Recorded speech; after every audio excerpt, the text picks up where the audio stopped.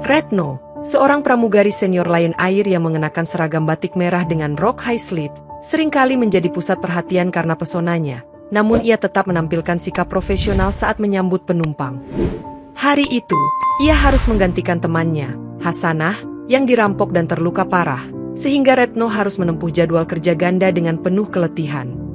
Sambil memandu penumpang di kabin, Retno sempat menenangkan pramugari junior yang gugup, lalu ia berkata, "Tetap tenang dan sigap, ini semua bagian dari pekerjaan kita."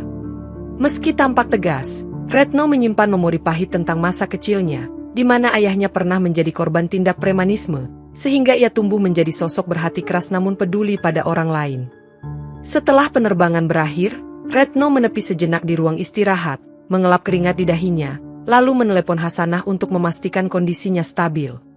Hasanah menceritakan kondisinya yang masih terbaring lemah dengan luka bacok di tangannya, dan Retno merasakan kemarahan membuncah karena pelaku belum tertangkap.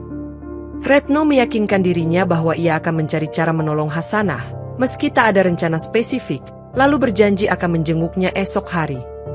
Malam itu, Retno menelusuri media sosial untuk mencari informasi tentang peristiwa perampokan, dan ia menemukan banyak keluhan masyarakat tentang Terminal Rejosari yang rawan kejahatan.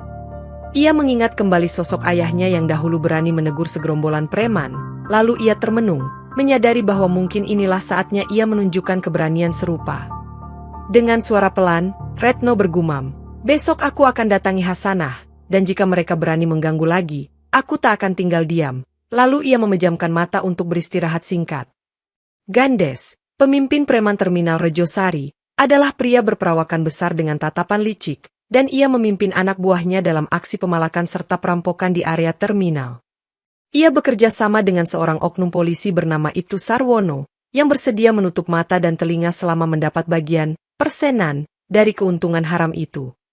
Di sebuah warung kopi dekat terminal, Gandes merokok sambil menghitung setoran upeti dari para pedagang, lalu ia berucap pada anak buahnya, "Kalau ada yang berani melawan, habisi saja." Anak buah Gandes, yang terdiri dari beberapa preman kasar, setiap hari mengintai penumpang bus yang terlihat kaya, lalu mengikuti mereka sampai lokasi aman untuk melancarkan perampokan.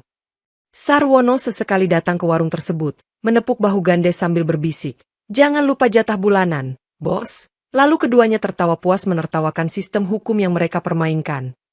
Gandes mengingat insiden saat Hasanah dilukai, dan ia marah karena anak buahnya meninggalkan saksi yang masih hidup, membuatnya khawatir masalah itu akan sampai ke telinga atasan Sarwono. Ia memerintahkan semakin banyak anggota untuk berjaga di sekitar Terminal Rejosari, supaya tak ada orang sok pahlawan yang berani ikut campur urusan mereka. Gandes menyimpan beberapa golok dan senjata tajam di kios kosong dekat terminal, dan ia menginstruksikan anak buahnya untuk siap sewaktu-waktu jika ada ancaman tiba-tiba. Dalam hati Gandes, ia merasa yakin bahwa posisinya tak tergoyahkan selama Sarwono berada di pihaknya, karena mereka bisa bermain hukum seenaknya. Namun, Gandes belum tahu bahwa Retno, yang akan berkunjung ke rumah Hasanah, adalah sosok yang berpotensi mengusik kedamaiannya, dan ia tak sadar bahwa badai besar sedang menanti. Keesokan harinya, Retno selesai menunaikan tugas penerbangannya lebih awal. Lalu ia menumpang angkutan umum dan memutuskan turun di Terminal Rejosari untuk mengunjungi rumah Hasanah. Saat menjejakkan kaki di terminal, Retno langsung merasa suasana mencekam, karena banyak tatapan liar yang mengarah padanya, namun ia tetap melangkah mantap. Tiba-tiba, dua preman mendekatinya dari belakang, dan salah satunya berbisik, "Hei Neng, mau kemana? Kok sendirian saja?" sambil menyeringai melecehkan. Retno mengerti tanda bahaya itu, tetapi ia pura-pura tenang. Lalu berkata tegas, "Jangan mengganggu saya cuma mau lewat." Sayangnya, para preman itu tak menggubris peringatannya, dan mereka justru menodongkan golok, lalu memaksa Retno menyerahkan tas serta barang berharga. Dengan gerakan spontan, Retno mengelak tebasan golok pertama, kemudian ia merebut gagang golok kedua, dan menghantamkan gagang itu ke wajah si penodong. Sadar rekan mereka terjatuh, preman lain mencoba menerkam Retno dari samping. Tetapi Retno berputar cepat dan menyerangkan tendangan kerusuknya, membuat lawan tersungkur. Kehebohan itu menarik perhatian penumpang lain, namun mereka hanya menonton ketakutan, sementara Retno berdiri memegang golok yang berhasil ia rampas. Salah satu preman melarikan diri sambil mengumpat, "Sial, cewek ini ganas, gue laporkan ke bos Gandes." Dan kejadian ini menjadi awal permusuhan langsung antara Retno dan Gandes. Usai memastikan keadaan di sekitarnya aman, Retno menyarungkan golok itu di balik tasnya. Lalu ia bergegas menuju rumah Hasanah dengan napas masih memburu. Di rumah Hasanah yang sederhana, Retno mendapati sahabatnya itu terbaring lemah dengan perban di lengan, dan Hasanah menoleh sambil berkata lirih, "Aku senang kau datang, Red." Retno menaruh golok hasil rampasan di meja, lalu Hasanah terkejut mengenalinya sebagai salah satu senjata milik preman Gandes yang dulu juga menyerangnya. "Kita harus lapor polisi yang bersih, Red," ujar Hasanah dengan nada tak yakin, namun Retno hanya mengangguk penuh kebimbangan, karena ia menduga ada oknum polisi busuk di balik semuanya. Di tengah rasa frustasi, Retno menenangkan Hasanah bahwa ia akan mencari jalan. Lalu ia menyarankan Hasanah untuk terus fokus pada pemulihan agar lukanya tidak bertambah parah. Kecemasan semakin besar saat Hasanah bercerita bahwa preman itu bukan sekadar perampok jalanan. Mereka juga memungut upeti dari para pedagang, dan mengancam siapa saja yang melawan. Retno, yang semula ragu, akhirnya mengambil keputusan penting untuk tidak membiarkan kejadian ini terus berulang, karena ia tak mau ada korban lain seperti Hasanah. Ia pun menelepon kantor maskapai, memberitahu bahwa ada kemungkinan ia mengambil cuti lebih panjang, sebab ia harus menangani urusan pribadi yang darurat. Suara di seberang telepon tampak ragu mengizinkan, tetapi Retno bersikeras, "Saya tak bisa membiarkan teman saya menderita sendirian, tolong bantu saya menyesuaikan jadwal." Setelah menutup telepon, Retno menatap Hasanah dengan raut serius, lalu berkata, "Aku akan selesaikan ini, dengan atau tanpa bantuan orang lain." Hasanah mengangguk terbata-bata, dan meski air matanya menitik, ia tampak lega karena Retno berjanji menuntaskan masalah yang selama ini membayangi mereka.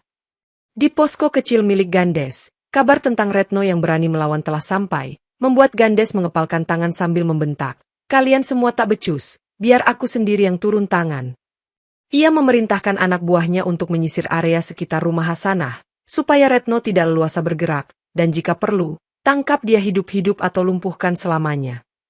Malam hari, beberapa preman berkeliaran di gang sempit dekat rumah Hasanah, sementara Retno berjaga di dalam rumah sambil menyiapkan penutup jendela dan batang kayu untuk proteksi. Tiba-tiba, terdengar suara lemparan batu ke arah jendela, membuat kaca retak, dan teriakan kotor dari luar. "Hei, perempuan sok jago, keluar kalau berani." Retno membisikkan pada Hasanah agar tetap diam di kamar. Lalu ia mengendap keluar lewat pintu samping untuk menghadapi mereka. Dengan posisi siaga, Retno memegang golok rampasan, dan saat salah satu preman mendekat, ia melompat menyerang, membekuk sang preman dengan cekatan. Preman lain mendekat dengan geram, tetapi Retno menyabet tongkat kayu ke lututnya, membuat pria itu jatuh mengerang kesakitan, sementara ia menjerit, "Brengsek, awas kau." Sebelum para preman semakin banyak yang berdatangan, Retno segera mundur ke dalam rumah, lalu menutup pintu rapat-rapat dan mendorong lemari sebagai barikade. Hasanah, gemetar ketakutan, membantu menyiapkan perban dan obat jika Retno terluka, tetapi syukurlah Retno hanya tertusuk serpihan kaca di lengan kirinya. Para preman gagal menembus rumah itu, dan mereka memutuskan kabur sementara, namun Gandes makin murka karena Retno terus menunjukkan perlawanan yang tak terduga. Keesokan paginya, Retno dan Hasanah membersihkan pecahan kaca di ruang tamu. Lalu Hasanah menceritakan bagaimana terminal Rejosari sejak lama dikuasai Gandes dan kaki tangannya. Sambil menahan rasa ngilu di lengannya yang terluka, Retno menambahkan bahwa ayahnya dulu pernah dibacok preman di kawasan tersebut, tetapi tak ada pihak berwenang yang menindak lanjut. Hasanah menitikkan air mata, lalu berkata, "Aku menyesal dulu tak pernah ikut melawan, tapi sekarang kau sudah memulai, aku akan melakukan apapun yang ku bisa." Karena masih lemah, Hasanah hanya sanggup menyediakan informasi, seperti nama para preman, lokasi persembunyian senjata, dan ciri-ciri oknum polisi yang bekerja sama dengan Gandes. Retno tersentak ketika mendengar nama Ibtu Sarwono, sebab ia pernah melihat sosok itu di televisi saat diwawancara sebagai polisi teladan, dan kini Retno mengerti betapa berbahayanya situasi ini. Di sela-sela pembicaraan, Retno merasakan semangatnya makin kuat, sebab ia tahu ada tanggung jawab besar untuk membersihkan tempat itu agar tak ada korban lagi. Ia mengambil ponsel dan mulai mencatat setiap detail yang Hasanah ceritakan, lalu berkata, "Informasi ini akan sangat menolong, kalau perlu aku selidiki langsung." Tiba-tiba, pintu diketuk seseorang, dan ketika Retno mengintip, ternyata seorang tetangga bernama Bu Sarti datang membawakan makanan hangat, khawatir akan kondisi mereka berdua. Bu Sarti bercerita bahwa para pedagang di terminal sering menderita akibat ulah Gandes, namun belum ada yang berani melawan secara terbuka, sehingga mereka hanya bisa pasrah. Retno merasakan getaran rasa tanggung jawab, lalu ia menegaskan pada Bu Sarti, kita harus cari cara menghentikan kebrutalan mereka, karena kalau tidak, korban akan terus berjatuhan. Setelah berunding dengan Hasanah, Retno memutuskan melakukan pengintaian di Terminal Rejosari, sehingga ia menyamar sebagai penumpang bus yang membawa koper kecil. Ia menunggu di halte, mengamati gerak-gerik para preman, lalu melihat beberapa dari mereka menargetkan seorang turis yang tampaknya membawa dompet tebal. Retno segera mengikuti dari jarak jauh, berpura-pura membeli minuman di warung pinggir jalan, sambil mencuri dengar pembicaraan mereka tentang jatah setoran malam ini. Ia mendengar salah satu preman berbisik, nanti kalau bos datang, kita kasih laporan soal perempuan pramugari itu, karena bos nggak mau kecolongan lagi. Kegeraman Retno memuncak, tetapi ia menahan diri untuk tidak membuat keributan, hingga akhirnya para preman beranjak ke sebuah bangunan kosong di dekat terminal. Diam-diam, Retno mengendap ke sisi bangunan itu, mengintip lewat jendela pecah, dan melihat sekumpulan anak buah Gandes sedang menghitung uang hasil pungutan. Di meja ada tumpukan senjata tajam beserta kertas catatan yang berisi nama-nama pedagang beserta nominal setoran, membuat Retno sadar bahwa ini bukti kuat kejahatan mereka. Tiba-tiba, seorang preman keluar untuk buang air, dan hampir memergoki Retno, namun ia cepat bersembunyi di balik tumpukan kardus bekas. Ketika situasi aman, Retno buru-buru keluar area itu, lalu memutuskan untuk kembali ke rumah Hasanah dengan membawa informasi penting yang berhasil ia dapatkan. Sesampainya di rumah, Retno berkata pada Hasanah sambil terengah, mereka sangat terorganisir, kita harus berhati-hati, tapi kita juga punya bukti kalau mereka memeras para pedagang. Mengetahui ada seseorang yang memata-matai, Gandes meningkatkan ancaman di Terminal Rejosari, bahkan ia mengutus anak buahnya meronda sepanjang hari dan malam. Para pedagang yang mencurigakan diinterogasi, dan beberapa di antara mereka dipaksa mengaku siapa yang bekerja sama dengan perempuan pramugari itu. Retno mendengar kabar bahwa rumah Bu Sarti dilempari batu pada dini hari, dan suami Bu Sarti dipukul hingga memar oleh preman yang mencari informasi keberadaannya. Hasanah, yang masih kesakitan, berkali-kali meminta Retno agar lebih berhati-hati, namun Retno justru semakin yakin bahwa ia tak boleh mundur. Di tengah teror itu, Retno menghubungi teman lamanya di luar kota yang pernah jadi pengacara, berharap bisa mendapatkan petunjuk untuk menjerat Gandes secara hukum. Malamnya, Retno tak bisa tidur karena bayangan serbuan preman, tetapi ia menggunakan waktu tersebut untuk menuliskan kronologi kejadian, lengkap dengan saksi-saksi yang mungkin bersedia bicara. Di satu sisi, Gandes mengadakan rapat mendadak bersama Ibtu Sarwono di sebuah kafe gelap, dan Sarwono menuntut bagian yang lebih besar karena situasi sudah genting. Kalau sampai masalah ini menyebar, karierku hancur, kata Sarwono dengan nada mengancam. Sementara Gandes menyetujui untuk memberi tambahan asalkan Sarwono tetap menutupi semua kejahatan mereka. Sementara itu, Retno menemui kesulitan karena banyak warga takut bicara. Mereka khawatir Gandes dan Sarwono bisa berbuat lebih kejam jika merasa terancam. Hasrat Retno untuk mengakhiri teror ini justru makin berkobar, karena ia tak mau lagi melihat teman-temannya atau orang tak bersalah terus menjadi korban ketidakadilan. Dalam kebuntuan mencari dukungan resmi, Retno mengingat seorang kenalan mendiang ayahnya, Pak Wiryo, yang dulu terkenal menguasai ilmu bela diri tradisional. Ia menemui Pak Wiryo di sebuah padepokan kecil di pinggir kota, lalu menjelaskan situasi gawat yang tengah ia hadapi, termasuk ancaman dari preman Terminal Rejosari. Pak Wiryo, meskipun sudah uzur, masih memperlihatkan gerakan tangan yang bertenaga, dan ia mempersilakan Retno berlatih teknik dasar pencak silat. Retno berlatih keras di halaman berdebu, mengulang pukulan dan tendangan hingga keringatnya bercucuran, sementara Pak Wiryo mengoreksi setiap gerakan dengan sabar. Ingat, murid ayahmu pernah kulatih, termasuk dirimu waktu kecil, jadi sekarang saatnya kau bangkitkan kembali ingatan itu, kata Pak Wiryo dengan suara berat.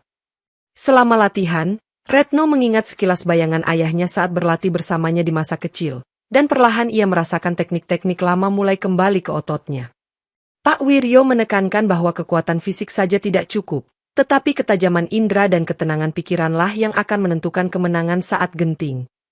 Setiap malam usai berlatih, Retno pulang larut, menenteng golok rampasannya, dan di sepanjang jalan ia membayangkan bagaimana ilmu yang ia dapat bisa menyelamatkannya kelak.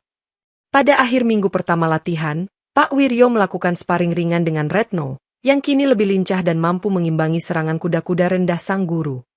Sebelum Retno berpamitan, Pak Wiryo menasehati, gunakan kemampuanmu untuk kebaikan, jangan sampai kau sendiri gelap mata, karena orang kuat yang kehilangan kendali sama berbahayanya dengan preman. Setelah merasakan peningkatan kemampuan fisik, Retno berinisiatif untuk menggoyang mental Gandes dan kroninya, dengan menebar isu bahwa ia memiliki koneksi aparat di luar kota. Ia menyebar kabar melalui para pedagang yang berani bicara, mengatakan bahwa preman di Terminal Rejosari sudah diincar tim khusus, sehingga mereka harus berhati-hati. Gandes pun gusar karena mendengar gosip bahwa ada operasi besar-besaran, padahal belum ada pergerakan resmi polisi, dan ia menyadari seseorang sedang berusaha mengguncang kepercayaan anak buahnya. "Bos, beneran ada polisi dari pusat yang bakal datang?" tanya salah satu preman, namun Gandes hanya menggerutu. "Itu pasti kerjaan perempuan sok jago." Sementara itu, Retno menyusupkan informasi palsu tentang lokasi markas cadangan Gandes, dengan harapan memancing mereka lengah dan membuat kesalahan langkah. Sarwono mulai curiga kenapa Gandes terlihat panik, lalu ia menegaskan, "Kamu harus bereskan perempuan itu, kalau perlu pakai cara apapun, karena aku tak mau karirku ambruk." Retno memasang beberapa foto preman yang pernah menyerangnya di pos ronda kosong, dengan tulisan bernada ancaman, "Aku akan menemuimu lagi," untuk menambah ketakutan mereka. Efeknya perlahan terlihat, beberapa anak buah Gandes mulai saling menuduh siapa di antara mereka yang membocorkan informasi, dan perpecahan dalam kelompok mulai muncul.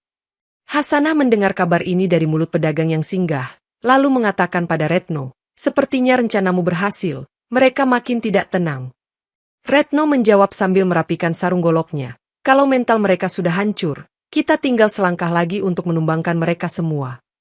Suatu malam, Retno memberanikan diri mendatangi kantor polisi setempat untuk bertemu Ibtu Sarwono, bermaksud menguji reaksinya sekaligus mencari celah kelemahannya.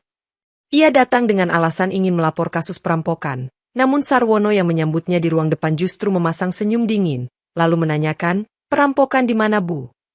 Retno menjawab dengan nada tegas, "Terminal Rejosari, saya mengalami sendiri kejadian itu, dan saya yakin Anda tahu siapa pelakunya," sambil menatap tajam mata Sarwono. Sarwono membalas dengan cemooh, "Sekarang semua orang menuduh preman terminal, tapi buktinya mana, Bu?" Kemudian ia pura-pura membolak-balik kertas di meja. Retno mengeluarkan ponsel dan menunjukkan foto bukti pungutan liar serta catatan barang bukti, membuat Sarwono terkejut namun segera menutupinya dengan tertawa palsu. "Itu belum cukup bukti resmi," katanya sambil menelan ludah, sedangkan Retno menjawab, "Bukti bisa dilengkapi, tapi saya ingin bekerja sama dengan polisi yang benar." Menyadari Retno tidak mudah dipermainkan, Sarwono menekan tombol bel, memanggil anggota polisi lain, lalu berkata, "Antar dia keluar, kita nanti bicarakan lebih lanjut," dengan sorot mata mengintimidasi. Saat berjalan keluar, Retno berseloroh kepada polisi lain, "Sampaikan salam saya pada Pak Sarwono, semoga keadilan bisa ditegakkan." Lalu ia berlalu tanpa gentar. Sarwono menatap pintu yang tertutup, merasakan kepanikan karena bukti itu bisa menjadi bumerang. Lalu ia menelpon Gandes, "Kita harus bergerak cepat, perempuan ini bukan main-main." Percakapan itu menandai dimulainya tahap baru konflik, di mana Sarwono dan Gandes akan mengambil langkah ekstrim untuk membungkam Retno sebelum semua terbongkar. Gandes merancang rencana untuk memancing Retno datang ke Terminal Rejosari pada malam hari, dengan mengirim pesan ancaman palsu melalui sebuah nomor tak dikenal. Retno yang menerima pesan itu sempat ragu, namun ia meyakini ini mungkin peluang untuk menangkap basah komplotan Gandes jika ia bisa menyiapkan taktik yang tepat. Hasanah memohon agar Retno tak pergi sendiri, tetapi Retno tak ingin sahabatnya terluka lagi, sehingga ia memutuskan datang hanya bermodalkan golok dan nyali. Saat tiba di terminal, suasana gelap dan lengang, hanya ada lampu redup di sudut yang menyorot kursi kayu reot, namun Retno tetap memasang kuda-kuda siaga. Tiba-tiba, 3 preman muncul dari balik bus terbengkalai, berteriak, "Sekarang kau mati, perempuan sialan," dan segera mengepung Retno dengan tatapan beringas. Retno menghindari sabetan pertama, lalu ia melompat ke bangku kayu dan menendang kepala salah satu preman, membuat si penyerang terjerembab. 2 preman lain mengapit Retno dari kiri dan kanan, melempar pukulan bertubi-tubi, tapi Retno menangkis dengan lengan, seraya menggerakkan golok untuk menakut-nakuti. Merasa kewalahan, salah satu preman meniup peluit, dan muncullah beberapa rekan mereka yang lain, sehingga Retno kini dikepung hampir 10 orang. Meskipun berat, Retno bertarung dengan gesit, memanfaatkan tiang penyangga terminal sebagai perlindungan, sambil menangkis serangan bergantian, hingga keringatnya bercucuran. Keadaan kian genting, namun dalam situasi terdesak, Retno kembali mengeluarkan refleks bela diri yang telah diasah, membuat beberapa preman tumbang sebelum mereka semua melarikan diri menghindari keganasan Retno. Kabar pertarungan dahsyat di Terminal Rejosari menyebar cepat, dan beberapa pedagang yang selama ini jadi korban pemerasan mulai tergerak untuk membantu Retno. Pada pagi harinya, seorang pedagang sayur bernama Pak Mardi mendatangi rumah Hasanah, lalu menceritakan bahwa dirinya memiliki dokumen rahasia tentang jadwal penarikan upeti Gandes. Retno mendengarkan keterangan itu dengan bersemangat, sementara Hasanah menyuguhkan teh hangat, dan Pak Mardi melanjutkan, "Saya bosan ditekan, kami semua siap bersaksi jika perlu." Beberapa pedagang lain juga mengirim pesan lewat Bu Sarti, menyatakan kesediaan mereka menandatangani pernyataan bersama untuk menuntut Gandes dan kawan-kawannya. Retno berterima kasih, tetapi mengingatkan bahwa Gandes masih berkeliaran, dan Sarwono bisa saja memalsukan berkas agar tuntutan tak pernah sampai ke pengadilan. "Saya sanggup pertaruhkan nyawa saya, Bu," jawab Pak Mardi sambil menunduk, "asalkan istri dan anak saya tidak diancam lagi." Mendengar keteguhan hati itu, Retno merasa beban perjuangannya semakin ringan, karena ia tak lagi sendirian menghadapi gerombolan preman. Hasanah kemudian mengumpulkan semua bukti tertulis yang pernah mereka miliki, termasuk bukti foto yang diambil diam-diam oleh pedagang lain saat preman menagih paksa. Retno mengusulkan agar mereka mengamankan bukti-bukti itu di tempat yang tidak terduga, seperti rumah kerabat jauh, supaya jika Gandes menggeledah, bukti tetap selamat. Rencana perlindungan saksi pun mulai dirancang, dan dukungan para pedagang menambah keyakinan Retno bahwa langkah mereka berikutnya adalah mencari celah untuk membongkar jaringan Gandes. Mengetahui ada perlawanan dari para pedagang, Gandes memerintahkan operasi brutal untuk menunjukkan bahwa ia masih berkuasa, dan ia menargetkan warung Pak Mardi sebagai sasaran pertama. Para preman merusak warung itu di malam buta, membalik meja dagangan dan merusak persediaan sayur, sementara Pak Mardi hanya bisa bersembunyi sambil menahan amarah. Retno segera datang setelah menerima kabar, melihat kehancuran di depan mata, lalu menenangkan Pak Mardi sambil meyakinkan bahwa ketidakadilan ini akan dilawan tuntas. Sementara itu, Gandes merencanakan tindakan penculikan terhadap Hasanah, karena ia tahu Hasanah adalah kelemahan Retno, dan itu bisa mematahkan semangat sang pramugari. Pada dini hari, sekelompok preman berusaha menyusup ke rumah Hasanah, namun Retno yang menginap di sana langsung menyergap mereka sebelum sempat mendobrak kamar. Dengan tendangan bertubi-tubi, Retno melumpuhkan 2 dari mereka, dan satu lagi kabur sambil menyeret rekannya yang terluka parah di bagian perut. Hasanah menjerit ketakutan di kamarnya, namun Retno segera menenangkan. "Sudah aman, aku berhasil mengusir mereka." Meski gagal menculik Hasanah, Gandes tidak menyerah. Ia justru mengancam akan membuat kekacauan yang lebih besar di seluruh terminal jika Retno tetap tak mau menyerah. Retno menjawab ancaman itu dengan menambah penjagaan di rumah Hasanah, meminta bantuan beberapa pedagang laki-laki yang siap membela, sehingga moral perlawanan semakin menguat. Fakta bahwa Gandes kian beringas justru memicu Retno untuk melancarkan serangan lebih sistematis, karena ia tak mau dikejutkan oleh aksi brutal yang terus berulang. Kegagalan beruntun dalam menaklukkan Retno menimbulkan keraguan di antara para anak buah Gandes, dan mereka mulai meragukan kemampuan bos mereka. Beberapa preman senior diam-diam berdiskusi untuk mencari jalan kabur, karena mereka merasa upeti tak sebanding dengan risiko berhadapan dengan Retno yang semakin berbahaya. Saat mereka sedang berbicara di sudut terminal, Gandes muncul dan menuduh mereka tidak loyal, lalu berteriak, "Mau jadi pengkhianat? Hah?" sambil menodong golok ke leher salah satu preman. Perdebatan itu didengar oleh beberapa pedagang yang berlalu lalang, sehingga mulai timbul desas-desus bahwa kekuatan Gandes sedang terpecah di dalam. Sementara itu, Sarwono mencium adanya potensi perpecahan. Lalu ia menelepon Gandes. "Jangan sampai masalah internal ini membuat rahasia kita terbongkar. Kau harus mengendalikan anak buahmu." Gandes yang geram justru melepaskan pukulan ke preman yang dianggapnya pengecut, membuat preman tersebut mundur dengan hidung berdarah sambil mengumpat perlahan. "Lebih baik aku pergi, bos," kata salah satu preman sambil melempar rompi, "daripada mati konyol melawan perempuan itu," dan ia pun meninggalkan markas. Dengan kejadian ini, Retno mendapatkan kabar dari mulut seorang mantan preman yang membelot, yang menceritakan struktur organisasi Gandes secara detail. Retno pun mencatat semuanya di buku catatan miliknya, lalu berujar pada Hasanah, "Semakin berkurang pengikut Gandes, semakin dekat kita dengan kemenangan." Di sisi lain, Gandes terus memaksakan kepatuhan anak buahnya, namun retakan yang terjadi dalam kelompoknya tak bisa lagi ia sembunyikan, dan Sarwono makin khawatir akan kebocoran rahasia. Beberapa pekan berlalu, kondisi fisik Hasanah akhirnya membaik, dan ia mulai berlatih ringan agar bisa sedikit membantu Retno dalam pertahanan diri. Di pagi hari, Hasanah belajar memegang golok rampasan dengan benar, sementara Retno mengajarinya gerakan dasar yang dipelajari dari Pak Wiryo. Hasanah tampak ragu karena trauma, namun ia ingin menebus ketidakberdayanya selama ini, dan Retno menyemangati, "Kau hanya perlu percaya dirimu bisa."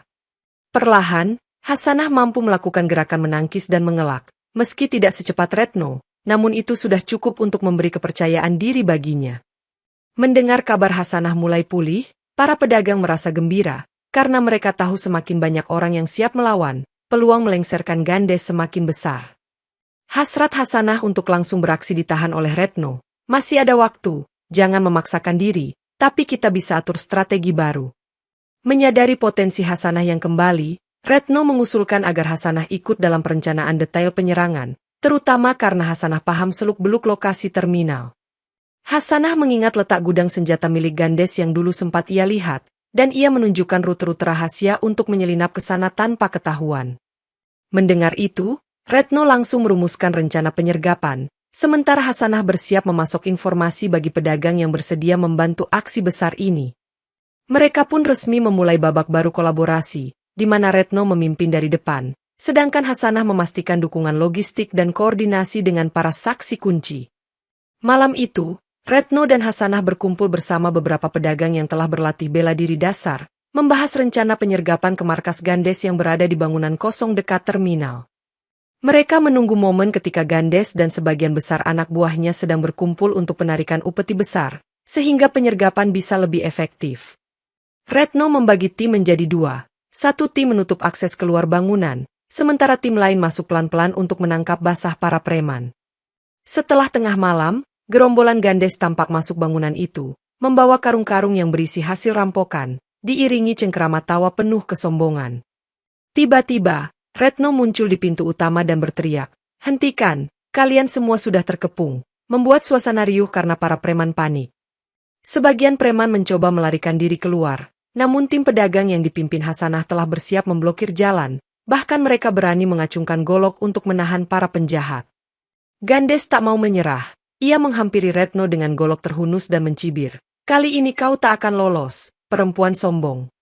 Pertarungan sengit pun meledak, Retno menangkis tebasan Gandes dengan pukulan telapak tangan, lalu memutar badan untuk mengirim tendangan ke paha lawan.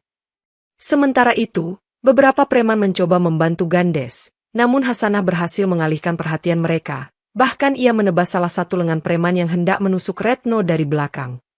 Seluruh bangunan kosong berubah menjadi arena baku hantam, di mana Retno dan para pedagang mempertaruhkan nyawa untuk menundukkan Gandes beserta komplotannya.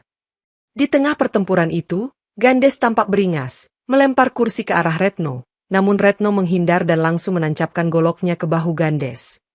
"Arg!" teriak Gandes sambil berlutut menahan sakit. Tetapi ia masih mencoba meraih senjata di lantai, dan Retno yang melihat bahaya segera menyabetnya kembali.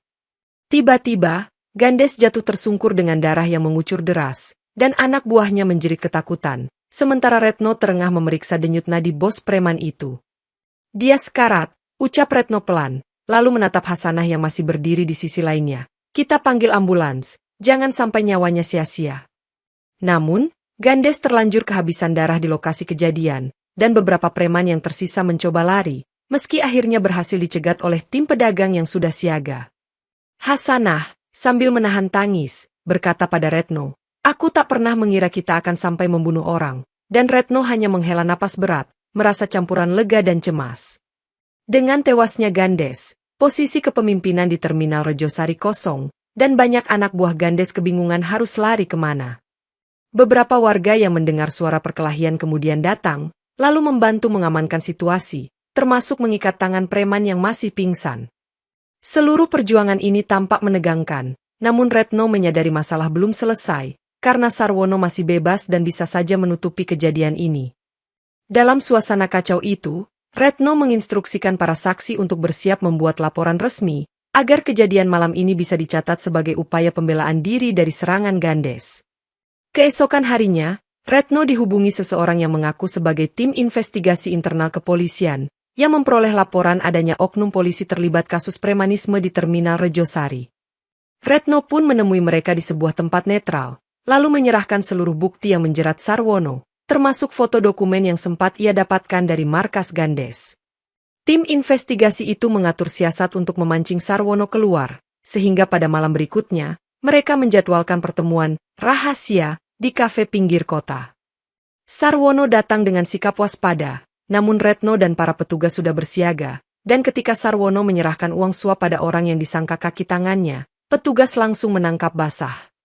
Apa-apaan ini? Sarwono berteriak panik, menuduh Retno telah menjebaknya, sementara Retno balas menyindir. Kau pikir aku akan membiarkanmu bebas setelah semua kejahatanmu?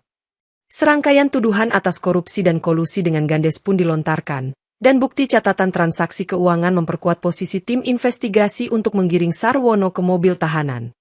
Sebelum dibawa, Sarwono mengerang, kalian semua akan menyesal. Namun tak ada yang gentar karena bukti sudah solid, dan masyarakat pun siap menjadi saksi. Retno memastikan Hasanah dan para pedagang dilindungi, karena mereka akan memberikan kesaksian dalam proses pengadilan yang menentukan nasib Sarwono ke depannya.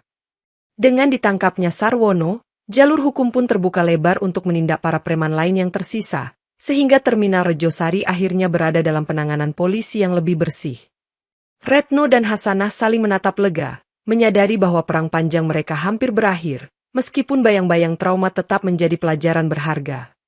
Setelah proses investigasi dan penangkapan besar-besaran, Terminal Rejosari berangsur-angsur pulih, pedagang bisa berjualan tanpa rasa was-was, dan penumpang bus mulai merasa aman. Retno dan Hasanah diundang menghadiri pertemuan warga, di mana mereka menerima apresiasi sebagai pahlawan yang berani mengungkap kejahatan di tengah ancaman nyawa. Hasanah, yang kembali sehat, berterima kasih pada Retno di depan semua orang. Tanpamu, aku mungkin sudah tak selamat, dan preman itu akan tetap merajalela. Retno hanya tersenyum, lalu menegaskan bahwa keberhasilan ini adalah hasil kerja sama semua pihak, terutama para pedagang yang memberanikan diri bersuara. Meskipun diliputi keharuan, Retno harus kembali bekerja sebagai pramugari, dan ia memutuskan tidak memperpanjang cutinya karena tanggung jawab profesional menantinya. Dengan seragam Lion Air yang sama, Retno berjalan di lorong bandara, namun kali ini ia merasakan kelegaan, karena beban trauma masa lalunya telah sedikit terangkat. Rekan-rekan pramugari junior menyambut Retno dengan antusias, menanyakan kabar, dan Retno menjawab, banyak hal terjadi, tapi semuanya sudah berakhir dengan baik. Di ruang istirahat, Retno sempat berbincang dengan kepala awak kabin, yang memuji keberaniannya. Kami bangga padamu, Retno, kalau butuh bantuan apapun, kami siap. Hasanah juga akan segera pulih sepenuhnya, dan ia bermaksud mengajukan izin terbang kembali, sehingga mereka berdua bisa kembali beraksi di udara sebagai rekan kerja. Terminal Rejosari kini menjadi contoh bahwa ketidakadilan bisa dilawan jika semua pihak bersatu, dan Retno pun melanjutkan hidupnya dengan semangat baru, membawa pesan bahwa keberanian dan solidaritas adalah senjata paling ampuh melawan penindasan.